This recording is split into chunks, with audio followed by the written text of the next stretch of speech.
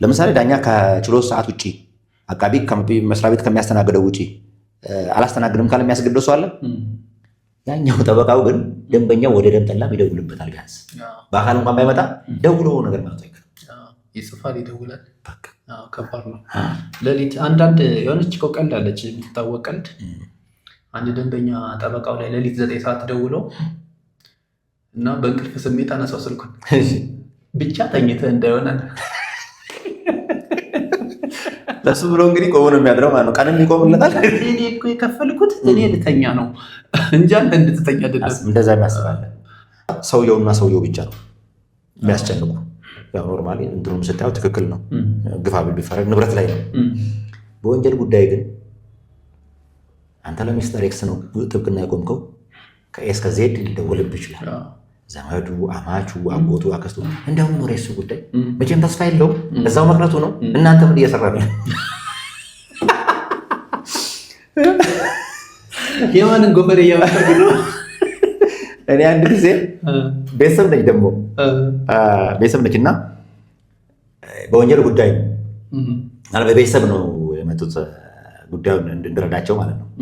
እና ከሆነ ከተፈቀደ በላይ ብር ያዙ አይነት ነገር ነው። ስንት ነው? ወደ 260 ሺህ ነው ምናምን በእጃቸው ተያዘ ምናምን ነው። የቅርብ ጊዜ ነው እና ይደውልብኛል። እኔ ችሎት ላይ ስወጣ ከዘመድ አካባቢ የተደወለው ነገር የሚባሉ ሰዎች ይደውሉላል፣ እርዳቸው እባክህ ምናምን። ከዛ ስልኬን ተሰጣቸው፣ ይደውላል። ሄጄ ፖሊስ ጣቢያ ያናገርኳቸው ልጆቹን ምን ብለው ቃል መስጠት እንዳለባቸው ከአጋይ ምክር መከርኳቸው። ከዛ በሉ እንግዲህ በቃ የሚያስፈልጋቸው ነገር ካለ እዚህ የሚበሉትና የሚለብሱት ነገር እንዲቀርብላቸው አደረግኩኝ። አንድ ቀን ማለት ነው። ከዛ ገባው ማለት ነው ወደ ቤቴ። ደወሉብኝ ማታ። እንዴት ነው ምናምን። አይ በቃ ፖሊሶች እንዲህ እያሉ ነው፣ እስቲ ያለው ነገር እየተካተልኩ ነው። 2 ናቸው ልጆቹ። እንትን ናቸው ማለት የስራቸው ባህሪም ሊሆን ይችላል። ይሄ ብዙም እንትን የሚል ነገር አይደለም። የገጠር ሰው ናቸው።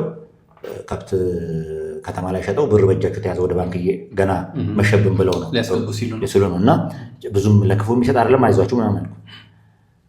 ቀን ተራሮጬ ስለነሱ ጉዳይ የተሯርኩ መሆኔን ሪፖርት አቅርቤያለሁ ለቤተሰቦቻቸው። ከዛ ማታ ደወሉ። ማታ ስንት ሰዓት? ወደ 4 ሰዓት ነው 5 ሰዓት አካባቢ ደወሉ። ምንድን ነው? አይ ቀን እንዲህ እኮ ሁሉ ነገር አመቻችተን በቃ እልባት ያገኛል ጉዳዩ እየተካተልኩ ነው አልኩ። እናንተ እዛው ጥላቸው ለቤት ገባ። ምን እንዳልኳችሁ ታውቃለህ? ዘመድ ነች እኮ እንደዚህ እና አብሬያቸው ልታሰር